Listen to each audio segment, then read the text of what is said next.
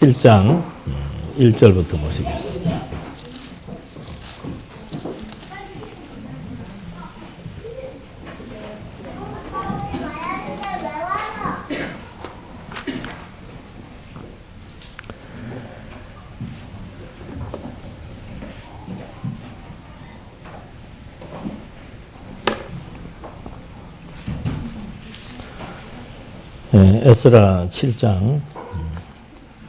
에스더 7장 1절부터 보시겠습니다. 왕이 하만과 함께 또 왕후 에스더의 잔치에 나아가니라. 왕이 이 둘째 날 잔치에 술을 마실 때 다시 에스더에게 물어 가로되 왕후 에스더여 그대의 소청이 무엇이뇨 곧 허락하겠노라. 그대의 요구가 무엇이뇨 곧 나라의 절반이라 할지라도 시행하겠노라. 왕후 에스더가 대답하여 가로되 왕이여 내가 만일 왕의 목전에서 은혜를 입었으며 왕이 선히 여기시거든 내 소청대로 내 생명을 내게 주시고 내 요구대로 내 민족을 내게 주소서. 나와 내 민족이 팔려서 죽임과 도륙함과 진멸함을 당하게 되었나이다. 만일 우리가 노비로 팔렸다면 내가 잠잠하였으리이다. 그래도 대적이 왕의 손해를 보충하지 못하였으리이다. 지금 하나님께서 유다 백성들을 완전히 보호해 나가는 그런 내용이라 그랬습니다. 그러니까 하나님께서는 이스라엘 열조와 언약을 하셨다 그랬습니다. 그 언약은 나라에 대한 언약입니다. 그래서 백성들을 번성시키고 그 다음에 가나안 땅을 정복하게 하고 그리고 유다 지파에서 다윗 왕을 세워서 명실공히 나라의 위상을 갖추어서 다스리게 했죠. 그래서 여기 다윗이 등장을 합니다. 다윗 이후에 솔로몬 왕 때 그의 아들 르호보암 때 이제 남북이 분열되었다 그랬습니다. 그래서 이때 남북이 분열되어서 이제 북쪽은 열 지파 반이 북으로 올라가서 사마리아를 수도로 삼고 남쪽은 그대로 유다 예루살렘을 이제 수도로 삼았는데 이게 열왕기서라고 했습니다. 열왕기서는 하나만 여러분들이 기억하시면 됩니다. 유다 지파 외에는 남은 자가 없더라. 열왕기서의 핵심은 이 남북이 왜 분열되었는가. 하나님께서 남북의 분열 역사 가운데서도 남쪽 유다 지파는 하나님이 보호하신다는 거. 왜냐하면 여기 지금 나라를 세워주겠다고 약속을 했고 이 왕조가 유다 지파에게서 나옵니다. 그래서 어떤 상황과 여건 속에서도 유다 지파만큼은 하나님께서 끝까지 보호해 주시는 것. 그래야 하나님이 여호와로 존재하시고 역사하신다는 것이 확증되게 되는 거죠. 그래서 여기 지금 분열이 되었다가 남쪽은 609년도, 538년도 요 70년 어간 동안 이제 포로 생활을 하게 됩니다. 포로 생활을 하는데 포로 생활하면서 바로 끝나는 것이 아니고 역대기서에 보니까는 요 포로 생활의 마지막 포로 생활을 하게 잡혀가기 끝부분에 대한 내용이 역대기서에 나오고 다시 회복될 부분도 역대기서에 나오고 있습니다. 그래서 역대기서의 끝장은 굉장히 중요하지요. 그 다음의 역사를 그대로 마무리로 기술을 해놓은 겁니다. 그래서 609년에 마지막 왕 여호와긴입니까? 정확히 지금 모르겠습니다. 하여튼 끌려가서 완전히 왕조가 다 무너져 버리고 백성들이 127개 도성으로 다 흩어져 갖고 가나안 땅에서 뽑혀가지고 완전히 산산이 흩어지게 만들어 놓습니다. 그런 다음에 70년의 때가 차니까 이제 이 백성들을 다시 예루살렘으로 불러들이는 역사예요. 그래서 하나님께서는 다윗 이후로부터의 역사의 초점은 유다 지파에 있습니다. 그래서 그 유다 지역을 그대로 보존해 두고 유다 지역에 예루살렘 성전이 있고 예루살렘 성전을 중심으로 한 성곽이 있습니다. 그래서 먼저 여기에서 에스라에게서 2차 귀환이 주어집니다. 그래서 1차 귀환 때 사람들이 들어와가지고 성전 공사를 하고 2차 귀환 때는 이제 성전이 준공되었으니까 제사를 드려야 될 레위 지파 제사장들이 이제 같이 귀환을 하게 됩니다. 그래서 1차 귀환 때 이제 스룹바벨이라고 하는 유다 지파의 한 사람을 파사 왕이 총독으로 임명을 해주는 겁니다. 그래서 이게 다 무너졌고 아직은 파사의 속국으로 있지만 그래도 하나님께서 유다 지파를 허물지 않아서 유다 지파에게서 스룹바벨이라고 하는 총독을 중심으로 이 민족이 다시 예루살렘으로 직결하도록 합니다. 그 다음에 2차 재건 때는 2차 직결 때는 에스라라고 하는 율법사 제사장들을 동원시켜서 이제 다시 2차 기한을 시키고 요 어간이라고 그랬습니다. 요 어간. 요게 에스더의 내용이에요. 그러니까 1차, 2차, 마지막 3차가 느헤미야가 남아 있습니다. 그러니까 역사적인 순서로 보면은 이 에스더가 요 중간에 들어와야 되는데 성경은 역사적인 순서를 우리한테 말해주려고 하는 것이 아닙니다. 그래서 일단 여기 1차, 2차에 걸쳐서 유대인들이 지금 예루살렘으로 와서 예루살렘에다가 성전을 재건하고 성전에 지대를 놓으면서 막 감격하고 통곡하고 그리고 제사를 드리는 그런 정말 감동적인 역사가 진행되고 있고 그 다음에 이제 하나님께서 이 백성을 보호해 주는 거예요. 여기는 지금 1차, 2차 때 다 지금 귀환을 한 게 아닙니다. 아직도 127개 도성에 흩어진 자들도 있고 또 그 파사 지역에 주도 남아서 지금 생업을 유지하고 있는 사람들이 많이 있습니다. 그래서 그 사람들이 이제 하나님께서 거기 아직 남아 있었는데 1차, 2차 기한에 합류하지 못했던 유대인들이 남아 있었는데 그 수상공을 중심으로 페르시아 왕궁인 수상공을 중심으로 무슨 사건이 발생했는가? 그때 이 하만이라고 하는 이방인 출신이죠. 이 사람과 모르드게와의 갈등이 연출이 된 거예요. 그러니까 모르드게가 유대인으로서 하만은 2인자였습니다. 왕의 2인자. 나중에는 뭐 엄청난 뇌물을 들여가지고 왕이 끼는 반지까지 자기가 끼고 이제 정말 2인자 행색을 확실히 하고 있을 그때에 하만이 모르드게가 마음에 안 든 거예요. 다른 사람 다 인사하는데 모르드게는 인사를 하지 않습니다. 인사라고 하는 것도 굉장히 인간 사회에서 중요한 거죠. 서로 이렇게 인사를 하고 지낸다는 거. 근데 인사하지 않으니까는 더군다나 이 하만 입장에서 봤을 때는 저 누구야 알아보니까는 유대인이죠. 유대인과 이 하만과에는 좋지 않은 아말렉 출신일 거예요, 아마. 좋지 않은 관계가 있습니다. 그래서 그 감정을 태고 쪽부터 가지고 있었는데 그 감정이 발동을 해서 결국은 모르드게만 미워하는 것이 아니고 모르드게를 위시해서 유다인 전체를 아주 그냥 몰살시키려고 하는 계획을 하만이 갖게 되었다 그랬죠. 고3 과정의 내용이 지난주에 했는데 지난주에 명절 세러 가시느라고 뭐 대부분 안 나오셔갖고 안 나오셨으면 인터넷이라도 들으셔야 되는데 안 들으시더만은 다시 또 조금 답습을 해드리면은 그 상황 가운데서 이제 이 하만은 모르드게를 죽이기 위해서 만반의 준비를 다 갖춰놓고 이제 십자가 사형 틀까지 다 준비를 해놨습니다.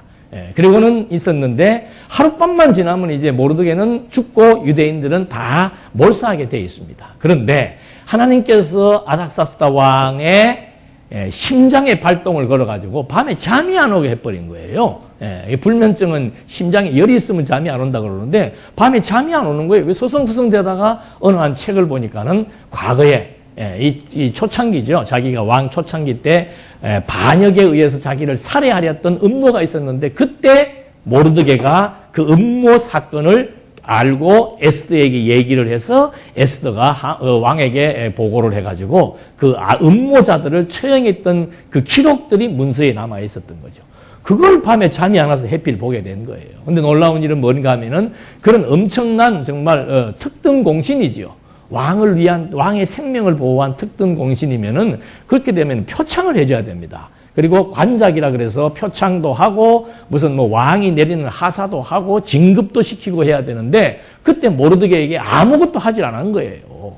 그런 위기적인 상황 속에서 또 에스더는 모르드게에 의해 가지고 너 지금 왕한테 찾아가라 이 말입니다. 왕한테 찾아가서 지금 나도 죽게 되었고 이 민족이 지금 완전히 몰사의 위기에 빠져 있다. 왕한테 가서 얘기할 사람은 너밖에 없다는 거죠. 그런데 그 왕궁의 법도가 뭡니까? 와스디가 왕의 초청에 응하지 않은 그 다음부터는 아예 왕궁의 법도를 강화시켜가지고 왕이 부르지 않았는데 왕 앞에 온다든지 왕이 불렀는데 안 온다든지 이거는 법적으로 이제 조처를 가하도록 딱 명문화시켜 놓은 그런 상황이었기 때문에 왕이 부른 지가 한 달이 지났는데 혼자 터벅터벅 왕궁으로 갈 수가 없단 말입니다. 그래서 모르드게가 에스더를 찾아가서 네가 지금 왕 앞에 나가지 않아서 설령 이민족이 위기에 처한다 할지라도 이민족은 망하지 않는다는 거죠. 왜? 모르드게가 이 역사를 아는 거예요. 이 역사를 알기 때문에 이민족은 망하지 않는다. 70년도 우리가 견뎌왔고 70년의 때가 차니까 하나님이 해방시킨 거. 더군다나 파사왕을 통해서 해방시키겠다는 하나님의 언약의 말씀이 그대로 적중된 상황을 모르드게가 알고 있기 때문에 우리 이민족 절대 죽지 않는다. 그러나 너는 왕에게 나가게 되면은 왕에게는 죽을 수 있지만 만약에 왕에게 나가지 않는다면은 하나님으로부터 너는 죽음을 면치 못할 것이다. 그러니까 이래도 죽고 저래도 죽는 거예요. 여러분 우리가 살면서 이 갈등하는 일이 많습니다. 이렇게 할 것인가 저렇게 할 것인가. 이래도 죽고 저래도 죽을 바에야 누구 뜻에. 그게 지혜자예요. 이럴 것인가 저럴 것인가 갈등을 하다가도 무엇이 하나님이 기뻐하시는 선한 뜻일까? 그거 생각하면은 금방 결정해 낼 수 있는 그것이 지혜자지요. 그러니까 에스더도 그 생각을 금방 하는 거예요.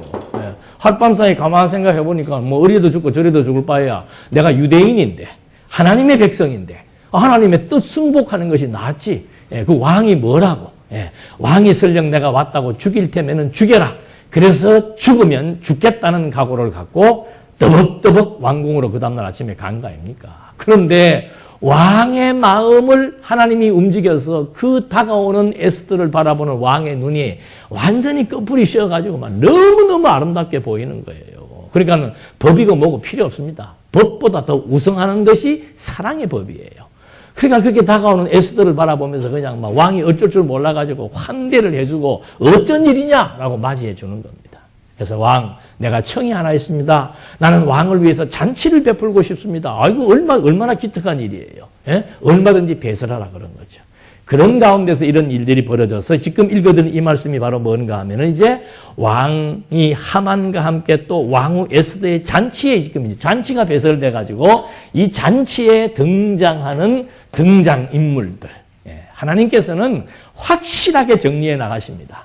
하만 배석을 시킵니다. 그 다음에 여기에 왕후 에스더 그리고 모르드게 이게 이제 주역들이죠. 주인공. 우리 연극도 했습니다만 하만과 에스더와 모르드게를 이 잔치에 다 모아놓고서는 거기에서 이 왕이 에스더에게 청을 묻는 겁니다. 아리따운 내 왕후 에스더야. 뭘 해줄까? 사랑스러우니까 그냥 막 해달라고 소리 안 해도 지금 뭐 하는 거예요. 남편이 뭐 해달라 해준다 안 했을 때 자꾸 해달라 그러지 마십시오. 그건 사랑이 좀 부족해서 그런 거니까 뭐 해줄까? 뭐 물어볼 거 뭐 있습니까? 내 생명을 좀 보존해 주십시오. 왕으로서는 충격적인 얘기죠. 지금 뭐 네 생명을 누가 건드리는데 그 말 아니에요. 왕이시여 내 생명을 좀 보존해 주십시오. 내가 지금 생명의 위협을 받고 있다 그 말입니다. 그리고 나뿐만이 아니고 우리 동족들의 생명까지라도 하나님께서 보호해 달라고. 우리 동족은 당신의 노예입니다. 이 동족이 다 죽어버린다면은 당신에게 노동력의 상실로 인해서 재정적인 손실이 있는 것은 불보듯 뻔한 일입니다. 지혜로운 여자지요. 그냥 이 민족 살려달라고 그러는 것이 아니고 우리 민족은 당신의 노예이기 때문에 노동력이 있습니다. 근데 그 노동력이 상실된다는 것은 왕에게 마이너스입니다. 그 얘기까지 해주니까는 이제 왕이 그 말을 듣고서는 5절 아수에로 왕이 왕후 에스더에게 가로되 감히 이런 일을 심중에 품은 자가 누구며 그가 어딨냐? 뭐 이건 뭐 아주 불보듯이 뻔한 일이죠. 왕후 가장 사랑스러운 왕후가 자기의 생명의 위협을 받고 있고 자기의 동포가 위협을 받고 있다고 하니까 누가 지금 감히 그런 생각을 하느냐라고 하니까 6절 에스더가 가로되 대적과 원수는 이 악한 하만이다 하니 하만이 왕과 왕후 앞에서 두려워하거늘 왕이 노하여 일어나서 잔치 자리를 떠나 왕궁 후원으로 들어가니라. 하만이 일어나서 왕후 에스더에게 생명을 구하니 이는 왕이 자기에게 화를 내리기로 결심한 줄 아미니라. 왕이 후원으로부터 잔치 자리에 돌아오니 하만이 에스더의 앉은 걸상 위에 엎드려 있거늘 왕이 가로되 저가 궁중 내 앞에서 왕후를 강간까지 하고자 하는가? 이 말이 왕의 입에서 나오매 무리가 하만의 얼굴을 싸더라. 왕을 모신 내시 중에 하르보나가 왕에게 이르되 왕을 위하여 충성된 말로 고발한 모르드게를 달고자 하여 하만이 고가 50규빗 되는 나무를 준비하였는데 이제 그 나무가 하만의 집에 섰나이다. 왕이 가로되 하만을 그 나무에 달라 하매 모르드게가 달고자 한 나무에 하만을 다니 왕의 노가 그치더라. 예. 그래서 하나님의 역사는 항상 이렇게 반전의 역전극입니다. 이스라엘 백성들을 애굽에 400년 동안 종살이 시켰다가 거기에서 뭐 하는 겁니까? 이스라엘 백성들이 보는 눈앞에서 바로 왕 그리고 그의 군대들이 바다에서 몰사하게 섭리해 나가시는 하나님의 섭리 역사. 얼마나 이게 위기적인 상황입니까? 하룻밤 사이에 지금 죽느냐 사느냐는 문제가 걸렸는데 하나님께서 왕의 마음에 에스더가 아름답게 그날 만약에 왕이 무슨 스트레스를 받았거나 에스더보다 더 이쁜 후궁하고 같이 있었다면은 에스더 나와 봤어. 너 여기 왜 왔냐? 하고 저거 지금 법을 어겼다고 당장 죽음을 당할 수밖에 없는데 하나님께서 지금 이 아닥사스다 왕의 마음을 움직인다는 거 아닙니까? 그래서 우리가 사람 앞에 살지 않는 이유가 그래서 그런 거예요. 요즘 세상은 처세하지 않으면 승진이 안 되고 늘 직장에서 그런 얘기들 저도 많이 듣습니다. 직장 생활할 때 상사들한테 평점을 매기는 게 상사들이기 때문에 어떻게 해서든지 상사들 앞에 정치적으로 접근을 잘 해야만 내가 좋은 점수를 받아서 승진할 수 있다. 그건 하나님을 모르는 사람들이죠. 상사가 보는 기준의 평가 그리고 상사가 그 사람을 볼 때 이 사람이 설령 잘못된 것이라도 상사의 마음을 하나님이 움직여서 저 친구가 참 바르게 저렇게 하려고 하는구나라고 보이게도 한다는 거예요. 그러니까 하나님의 백성들은 늘 말씀드립니다만 사람 앞에서 일하는 게 아니에요. 직장이든 사업이든 교회든 사람 앞에서 일하는 게 아니고 그냥 하나님 앞에서 하나님이 내게 주신 은사와 분법, 재능을 따라서 하나님 앞에서 하나님의 일을 하는 것이지 사람의 일을 하는 게 아니란 말입니다. 자꾸 사람 앞에서 일을 하니까 사람으로부터 인정과 칭찬이 오지 않으면 거기에 불만이 생기게 되고 사람 앞에서 일을 하니까 사람끼리 헤게모니 싸움을 하게 되고 사람 앞에서 모든 것을 판단하고 해석하다 보니까는 그 사람에 따라서 전부 주관적인 해석을 할 수밖에 없다 이 말입니다. 그래서 하나님을 믿는 사람들은 사람의 눈치 보지 않습니다. 이것이 아름다운 일이고 이것이 정말 선한 일이라면은 그럼 누구 앞에서든지 성실하게 자기 일을 하면 되는 거예요. 그 앞이라고 하는 것은 하나님 앞입니다. 설령 사람이 지도자가 되든 내 위에 어떤 상사가 있어서 그 사람이 나에게 무슨 평점을 매기고 내 승진에 결정적인 역할을 한다 할지라도 그냥 하나님 앞에서 내게 주어진 그 일을 성실히 하면은 사람이 그 사람도 그 사람의 성실성을 보고 평가하는 것이지 명절날 뇌물 준다고 해서 물론 좋은 점수 줄 수도 있겠지요. 그런 거 하지 아니해도 내 중심 딱 바로 하나님 앞에서 갖고 하나님의 일 성실한 마음으로 하면은 이 모든 사람들의 마음과 모든 환경을 하나님이 움직인다 이 말입니다.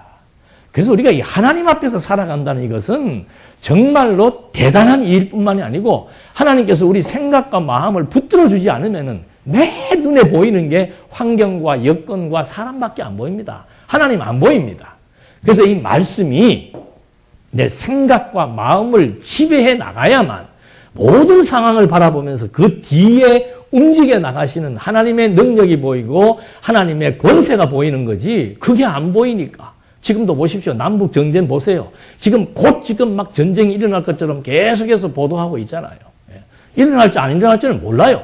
그러나 전쟁이 일어나야 될 것 같으면은 김정일이가 하룻밤 사이에 머리가 휙가닥 해가지고 바로 그냥 이거 하나 누르면 불바다 됩니다. 미국도 불바다 될 수 있고 우리 남쪽이나 일본이나 지금 전부 주변에 가장 위험한 어린아이가 가장 지금 위험한 장난감을 가지고 있는 거예요. 똑같은 이치예요. 이런 위기 앞에서 어떻게 할 것인가? 하나님께서 섭리해 나가시는 기준이 있지 않습니까? 대한민국 다 지금 모르죠? 대한민국 다 불바다가 되어가지고는 그 불바다 피해가지고 저기 중국으로 피난 갈 수도 있고, 미국으로 피난 갈 수도 있겠지요. 어떤 식으로든지 간에 하나님의 백성들 위기 상황 속에서 살아가게 하심의 근본적인 목적은 뭔가? 하나님 경외하는 겁니다. 하나님의 선한 일 하면서 하나님 경외하며 사는 거예요. 이번 명절 때도 누구 하나 왔길래 내가 얘기를 해줬죠. 하나님에 대해서 얘기를 하고 성경에 대해서 얘기를 하고. 창조주가 무슨 의미가 있는가?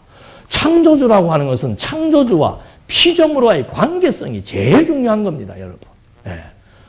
성경을 딱 열면은 뭐가 나와요? 태초에 하나님이 천지를 창조하시니라.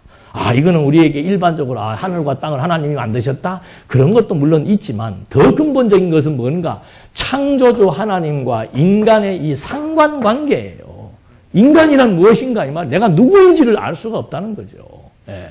내가 누구인지, 내가 도대체 무엇인지, 내가 어떤 힘으로 존재하는지, 내가 왜 살아야 되는지, 이걸 정확히 포착을 하려면 창조주와의 관계를 정립하지 못하면 죽을 때까지 풀 수 없는 숙제예요. 간단하게 얘기한 거예요. 모든 물체, 모든 물건은 전부 다 만든 사람의 용도가 있다는 겁니다. 분필은 분필로서의 용도가 있고, 컵은 컵으로서의 용도가 있고, 책은 책으로서의 용도가 있는 거예요. 그러니까 그게 창조주입니다. 인간이 무슨 물건을 만들 때도 용도가 있고 목적에 따라서 만듭니다. 아니, 하물며 하나님께서 이 피조 만물을 창조하시는데 당신이 만들고자 하시는 목적이 분명히 있고 그 목적에 따른 용도가 있다는 거죠. 그건 하나밖에 없는 겁니다. 하나님이 인간을 왜 만드셨는가? 우리는 그 만드신 목적과 용도를 모르니까 전부 자기 주관대로, 자기 좋은 대로 생각하고 자기 좋은 대로 행하려고 하는 그런 죄의 본성대로 살 수밖에 없는 거죠. 그러나 하나님이 우리를 왜 창조했는가? 하나님이 우주와 만물을 왜 창조했는가? 목적은 하나밖에 없습니다. 내가 주관자라는 거예요. 내가 만물을 내가 주관한다. 그래서 내 뜻대로 모든 것들을 창조했다. 모든 창조물들은 내 뜻에 순복하도록 되어 있습니다. 그게 창조물과 피조물의 관계예요. 순복하면은 편안하고 순복하지 않으면 그때부터 갈등 생기는 겁니다. 인간을 만든 목적은 뭔가? 하나님이 어떤 분이신 줄 알고 그분을 경외하며 살도록 한 것이 인간을 만드신 창조의 이유와 목적이에요. 이건 무슨 교회이기 때문에 말씀드리는 게 아니에요. 다른 그 어떤 철학이나 모든 학문적 근간을 파고들어서 도대체 인간이 무엇이며 어떤 이유와 목적을 갖고 존재해야 되는지에 대한 질문, 어떤 현명하고 지혜롭고 박식한 철학자도 여기에 대한 대답을 정확히 해주는 사람은 있을 수가 없는 거죠.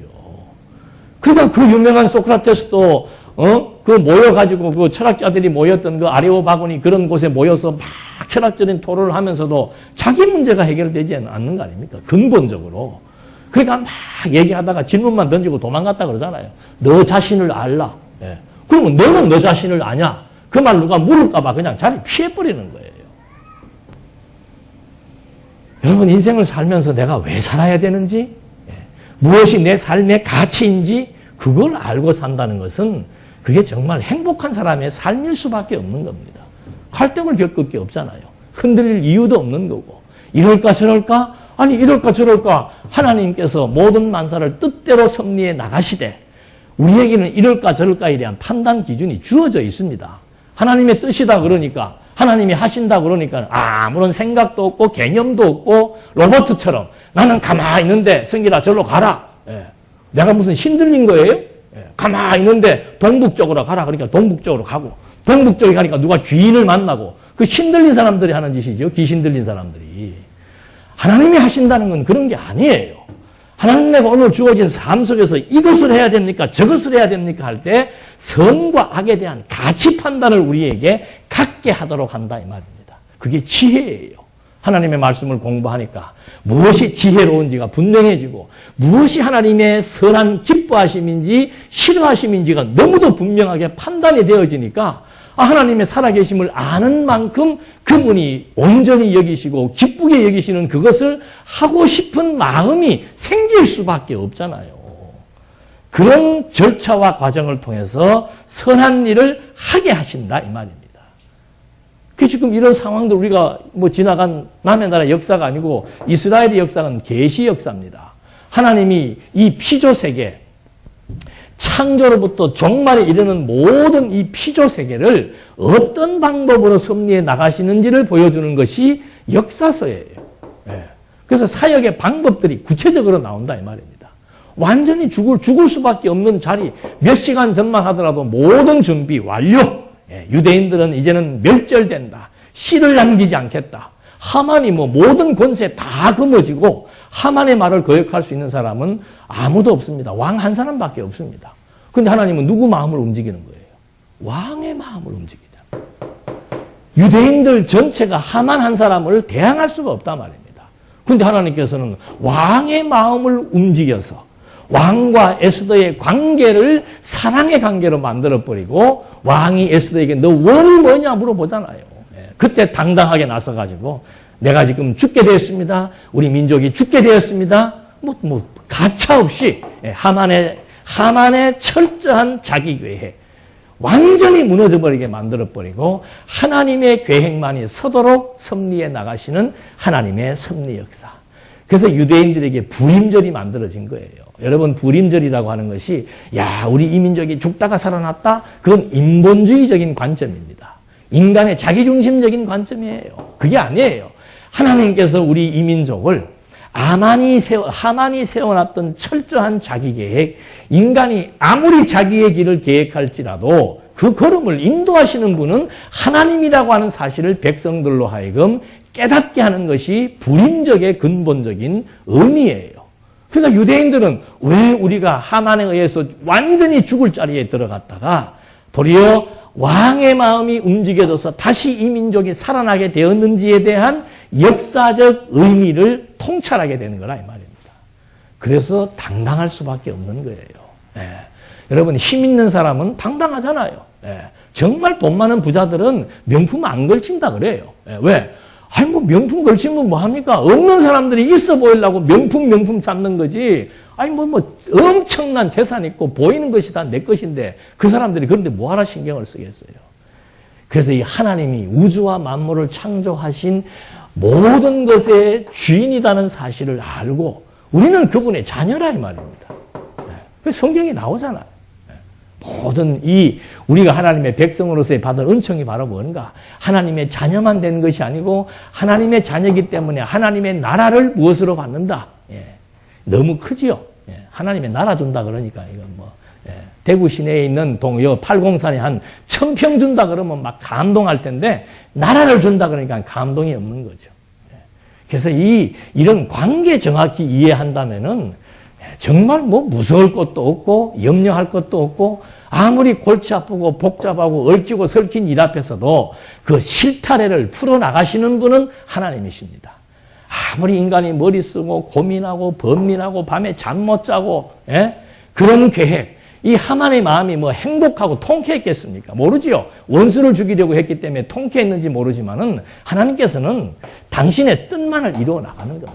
세상적으로 인간적으로 아무리 안 될 수밖에 없는, 죽을 수밖에 없는, 망할 수밖에 없는, 도저히 이제는 회생할 수 없는 그런 여건 속에다 하나님이 몰아놓고 이 문제를 풀어나가는 것도 그냥 한 매듭 하나 풀면 끝나는 거예요.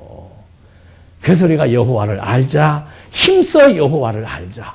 정말 여호와를 알고 믿음으로 말미암아 우리의 마음속에 이런 여호와를 의지하는 확신이 우리들로 하여금 갈등도 해소해버리고 염려와 근심도 해소시켜버리고 미움과 분노와 증오도 다 사그러지게 만들어 나가시는 근본적인 섭리의 주체가 하나님이라고 하는 사실 앞에 우리는 또 한 번 이 놀라운 역사적인 사건들을 보면서 확인하게 된다 이 말입니다. 그래서 하나님의 섭리는 정말 유대인들과 하만의 관계를 보면 유대인들은 정말 약자입니다. 그리고 천박한 사람들로 그 사람들은 보는 거예요. 근데 하나님은 섭리를 해나갈 때 어떻게 합니까? 약한 자를 들어서, 천한 자를 들어서, 없는 자를 들어가지고 강한 자를, 또 지혜롭다고 하는 자를, 또 그리고 모든 것을 가졌다고 하는 자들 앞에서 도리어 역전의 명수로 등장케 하시는 하나님의 섭리 역사. 이것이 하나님의 주권이고 하나님의 능력이고 하나님의 자비하심이라 이 말입니다. 그렇게 하나님이 이제 이렇게 하나님의 인도하심대로 하나님의 섭리하시는 섭리의 역사를 바라보게 하고 난 다음에 도리어 모르드게를 달고자 했던 나무에 하만을 달게 하는 하나님의 섭리 역사. 이제 8장 1절로부터 보니까 왕이 에스더에게 하만의 집을 주고 모르드게를 선대하는 내용이 나옵니다. 당일에 아하수에로 왕이 유다인의 대적 하만의 집을 왕후 에스더에게 줍니다. 에스더가 모르드게는 자기에게 어떻게 관계됨을 왕께 고한 거로 모르드게가 왕의 앞에 나오니 왕이 하만에게 거둔 반지를 빼어 모르드게에게 준지라. 에스더가 모르드게로 하만의 집을 주관하게 하니라. 이게 하나님이 하시는 일이다 이 말입니다. 하나님이 하시는 일. 어떻게 모르드게는 집도 하만의 집이라면 여러분 생각해 보십시오. 2인자의 집이라 할 것 같으면 얼마나 궁궐 같겠습니까? 그 집을 모르드게에게 주고 하만이 끼고 있던 반지를 빼가지고 도리어 모르드게에게 끼워주시는 하나님의 섭리 역사. 그래서 기독교는 완전히 죽음과 부활의 완전히 상극적 관계 속에서 표현되어지는 극단적인 종교라고 할 수밖에 없습니다. 예수님 십자가에 매달아 놓고 죽이잖아요. 온 유대인과 로만 사람들이 이제는 예수의 시대는 끝났다고 생각하잖아요. 그래서 그냥 예수님의 제자들도 유대인들도 모든 사람들이 예수의 적대관계에 있는 사람들은 쾌재를 불렀고 예수의 제자들은 통곡의 눈물을 흘렸는데 3일 뒤에 완전히 어느 누구도 깨보지 못했던 죽음의 장벽을 도리어 깨부시고 새 생명으로 부활하신 그리스도의 이 역사, 이것이 우리 기독교 역사의 정점이다 그 말입니다. 그래서 우리는 걱정하지 않는 거예요. 어떤 일이 발생하더라도 하나님께서 낮추시면 낮아져야지 뭐. 높이시면 높아지는 거고 하나님이 흩으시면 흩어지는 거고 하나님이 모으면 모아지는 거예요. 그게 뭐 인간들이 들어가서 이러면 됩니다 안 됩니다 이러고 저러고 다 필요 없습니다. 중심을 하나님 앞에 두고 하나님의 하시는 일을 보리라. 그것이 가장 아름다운 지혜자들의 신앙적 태도이며 모습이죠. 요셉이 얼마나 억울하겠습니까? 요셉이. 혈족들에게 미움을 받아가지고 죽음의 자리에 들어갔다가 애매한 누명까지 써가지고 감옥까지 가는 거예요. 여러분 보통 사람 같으면은 그냥 자살합니다. 형들로부터 혈족들로부터 미움받아 버림받아 죽음의 자리에 들어가면은 자살해버려요. 우울증 걸려가지고. 그래도 요셉이 지가 죽지 않는 이유가, 요셉이 형들을 원망하지 않는 이유가 하나님이 어떤 분이신 줄 안 거예요. 하나님은 나에게 꿈으로 약속했다는 거죠. 하나님의 약속은 반드시 실현된다는 것이 너무도 확고하게 믿어졌기 때문에 죽임을 당할 처지에 처하든 간간자로서의 모함을 당하든 그래서 억울하게 옥살이를 하든 상관하지 않는 겁니다. 그냥 때를 기다리는 거예요. 때. 하나님의 약속이 믿어지는 사람만이 오늘의 현실, 척박한 현실 앞에서도 마음의 여유를 잃지 않는 이유가 뭔가? 하나님이 뜻대로 섭리해 나가신다는 것이 믿어지니까 조급한 마음이 안 생기는 겁니다. 근데 나중에 자기를 죽이려 했던 형들을 자기 앞에 무릎을 꿇리잖아요. 부들부들 떨면서 무릎을 꿇리잖아요. 그때 요셉이 하는 말이 뭡니까? 형들이 나 죽이려고 한 거 아닙니다. 그것이 피해자들이 고백하는 신앙 고백입니다.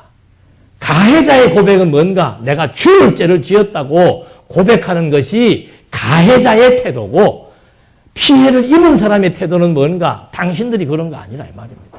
하나님이 나를, 이 민족을, 우리 가족을 흉년으로부터 구출해내기 위해서 하나님의 형들을 통해서 나를 이리 미리로 보낸 겁니다라고 말하는 거고, 동생을 죽이려 했던 형들은 요셉아, 정말 우리는 얼굴 들 면목이 없구나.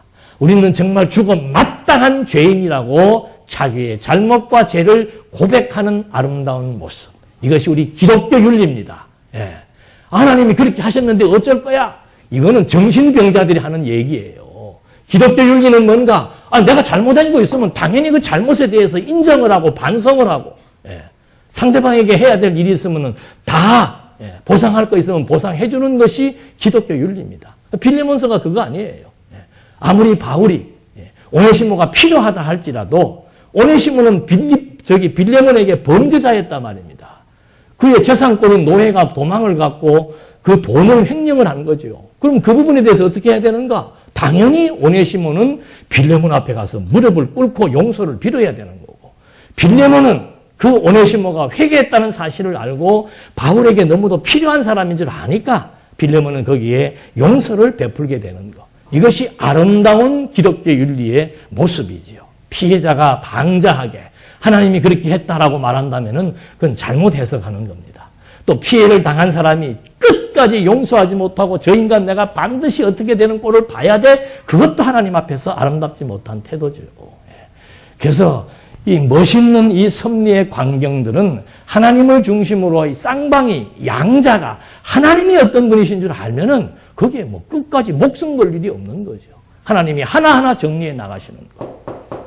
그래서 극적인 연출을 하나님이 해나가셔야 백성들이 잊어버리지를 않는 거예요. 하나님이 대충 섭리할 수도 있지만 왜 이렇게 극단적으로 섭리해 나가는가?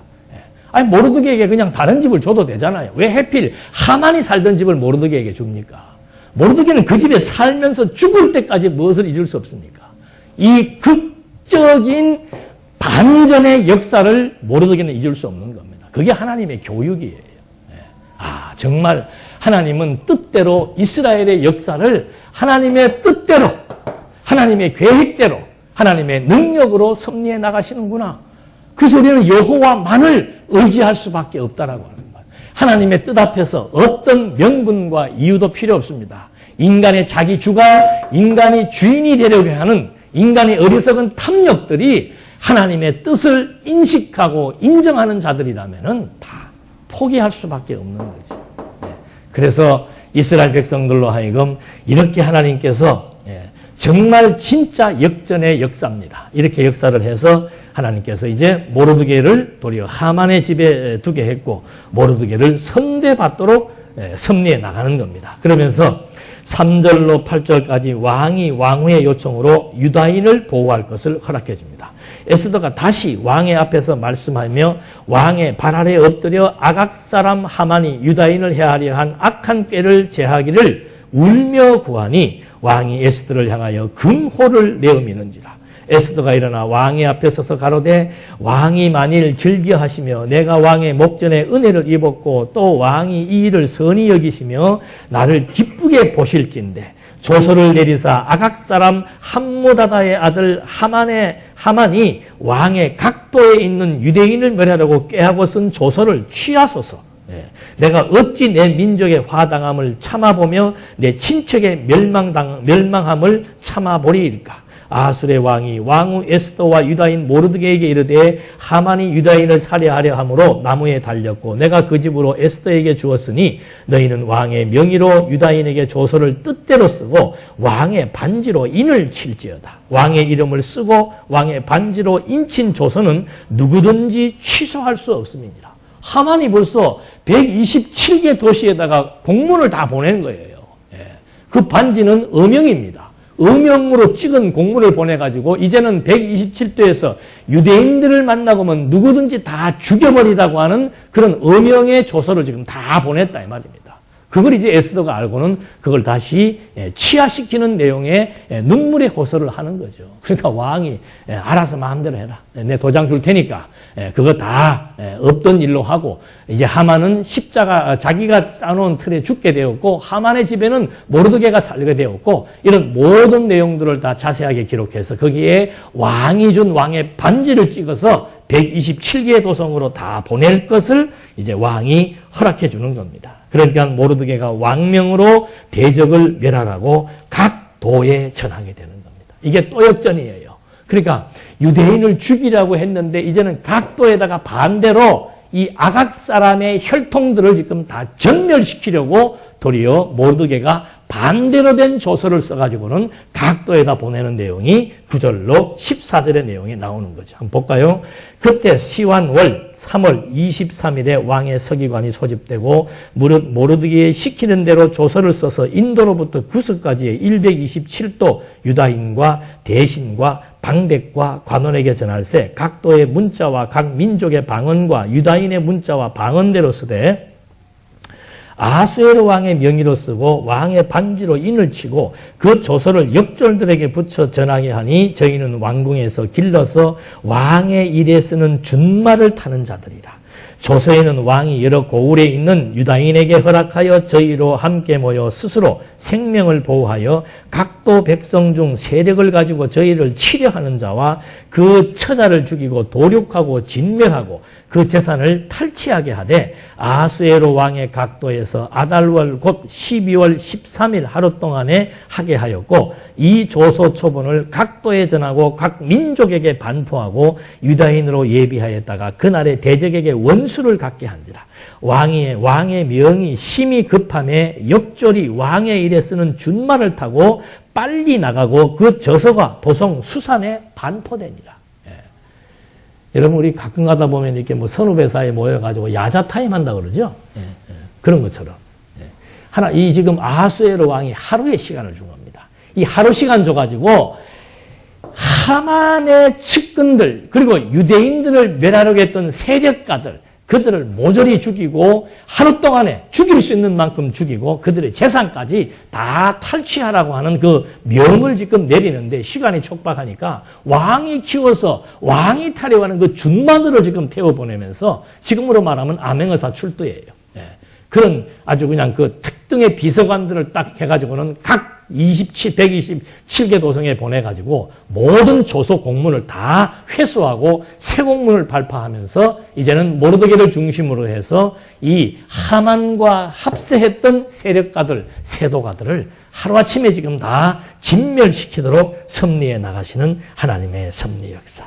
그래서 모르드게가 왕명으로 대적을 벌하라고 이렇게 지금 섭리해 나가는 거죠. 여러분, 이거 지금 우리가 읽으니까 그렇지 한번 상상을 해 보십시오. 한번 몰입을 해보시란 말입니다. 지금 완전히 노예가 돼가지고, 완전히 죽을 자리에 들어가가지고, 이제는 내일이면은 내일이면은 죽으리 했는데, 하나님께서 하루아침에, 에스더, 이 여자도 지금 잘못하면 죽는 거예요. 그는 하나님의 뜻대로 죽겠다는 그 마음을 갖고 왕에게 나아가서 왕의 마음이 완전히 에스더에게 반하게 만들어서 그 하나의 마음의 움직임이 도리어 온 몰사당할 수밖에 없었던 유대인들의 생명을 이렇게 반전의 역사를 통해서 섭리해 나가신다라고 하는 거. 어떻게 포로들이, 포로가 하루아침에 지금 역전이 돼가지고, 우리도 옛날에 6.25 때 보십시오. 양반 쌍놈 있을 때 완전히 머슴살이 하던 사람들이 공산당에 들어오니까 하루아침에 역전돼갖고 양반들 다 죽이고 재산 탈취해 나가는 그런 사건들이 있지 않았습니까? 지금 그와 유사한 일들이 벌어진 거예요. 이래서 역사학자들은 이 사건을 두고 뭐라고 얘기하는가 하면은, 유대인들은 참 잔인하다. 자기들은 용서를 받아놓고 끝까지 대적들을 저렇게 자기들의 원수들을 찾아가가지고 하루아침에 저렇게 몰사시키는 저렇게 잔인무도한 일을 행할 수가 있는가라고 하는 것이 일반 역사학자들의 이 사건에 대한 평입니다. 그래서 우리는 참 이런 성경에 보면 여러 가지 많은 일들이 많습니다.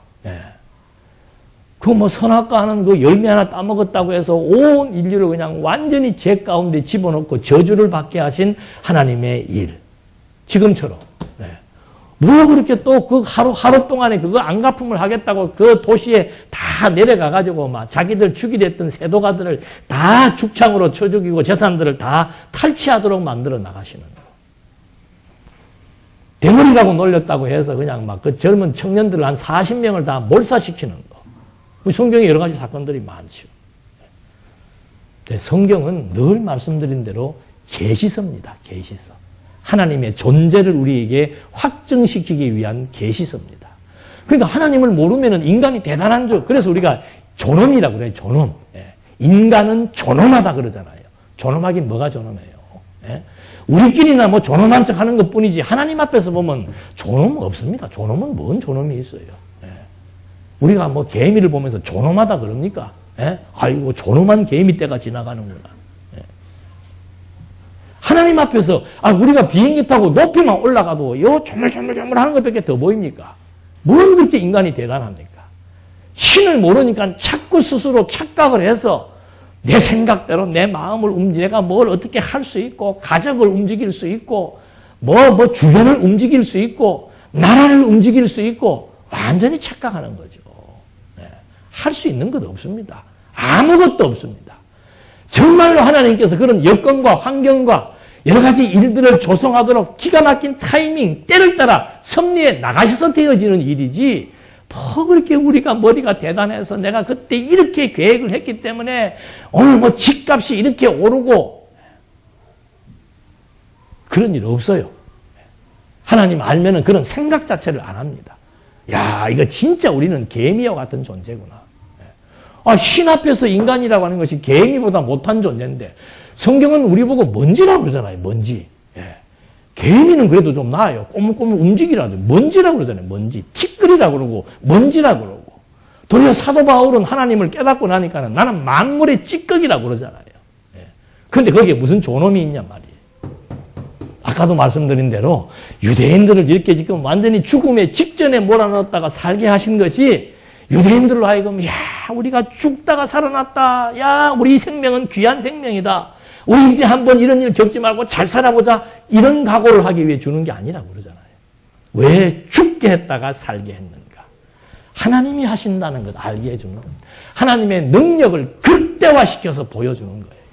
그래야 하나님의 뜻 앞에 순복하고 싶은 마음이 들 수밖에 없는 거죠.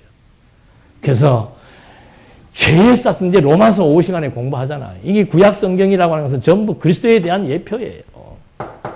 죄인들을 끝까지 찾아가서 완전히 보복하는, 처복종시키는, 끝까지 죄의 문제에 대해서는 끊임없이 끝까지 추적을 해가지고 몰사하는. 그 옛날에도 보십시오. 그 전투에 나가가지고 가죽 잠바 하나 훔쳐놨다가, 그 친구도 아시죠? 아시.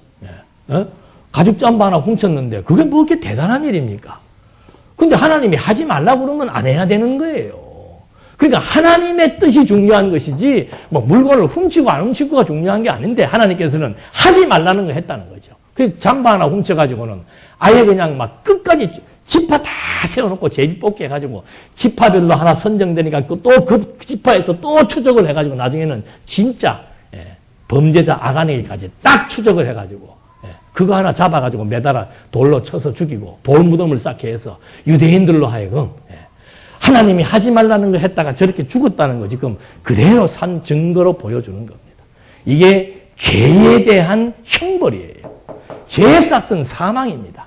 그래서 온 인류를 죄인이라고 하는 말은 뭔가? 내가 사망이에요. 사망. 그래서 뭐가 필요한가? 이제는 한 의가 나타나서 죄로 말미암아 죽어버린 자기 백성들, 죄에 대해서 끝까지 형벌을 내리고 심판을 내려서 죽어버린 자기 백성들을 하나님의 의가 나타나서 그리스도로 말미암아 하루아침에 완전히 다 철퇴시키면서 하나님께서 죄인에 대해서 섭리해 나간 것처럼 그리스도로 말미암아 죄에 대하여 죽은 우리를 이제는 의에 대하여 살게 하시는 하나님 섭리에 대한 모형적인 역사적인 사건이라고 우리는 확인해 볼 수 있는 겁니다. 그래서 구약의 역사를 통해서도 정말 만사가 이거 사람이 이거 연출 못합니다. 아무리 머리 좋은 PD라도 이거 못해요. 연극이야 할 수 있겠지만은 실제 상황을 이렇게 연출할 수가 없습니다. 하나님이 아니면은. 모든 나와 관계된 모든 일들은 하나님이 지금 연출하신 것이라고 하는 거. 그 여기에 다 배역들이 있는 거예요. 악역도 있고 주인공도 있고 엑스트라도 있고 다 있는 겁니다. 그 배역도 내가 원한다고 되는 거 아니에요. 평생 엑스트라 하는 사람은 엑스트라 하고 사는 거예요. 엑스트라 하면서도 만족하는 게 중요한 것이죠. 하나님이 다 연출하고 하나님이 배역 다 지정해서 하나님께서 섭리해 나가시는 겁니다. 내 마음대로 배역을 바꿀 수도 없고 내가 상대방을 어떻게 할 수 있는 것이 없습니다. 그래서 우리는 이런 상황 속에서 내가 살면서 미래에 대해서 불안해하거나 초조하지 않는 이유가 오늘 주어진 현실을 바라보고 낭망하고 절규하지 않는 이유가 지나간 과거를 한탄하면서 후회하지 않는 이유가 정말 만사를 하나님의 뜻대로 하나님이 섭리하신다는 것이 너무도 분명하게 유대의 역사를 통해서 확인해 보므로 이제 우리도 이런 하나님만을 깨달아 믿고 의지 경외하면서 오늘에 대한 위축된 마음들, 불안한 것들, 불편한 것들, 후회하고 한탄하는 것들 정말 이제 바뀐 또 새해가 또 왔어. 구정이 지났습니다. 이제 지나간 모든 것들 하나님 앞에 하나하나 정리해 나가면서 힘써 여호와만을 의지함으로 우리 마음에 참된 하나님의 나라가 이루어지기를 중심으로 바람하지 않겠습니다. 기도하시겠습니다.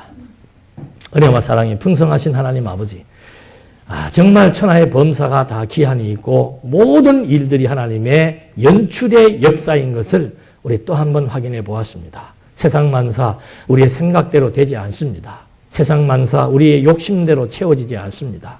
안 되는 일을 하게 할 때 다가오는 불평과 스트레스는 말로 형용할 수 없습니다. 하나님 아버지, 우리 하나님과 우리의 관계를 온전히 깨닫게 해주셔서 하나님 앞에 주어진 것 이상의 것을 바라지 말게 하시고 오늘 주어진 여건 속에서 만족하며 살아갈 수 있도록 지혜와 명철을 허락해 주시옵소서.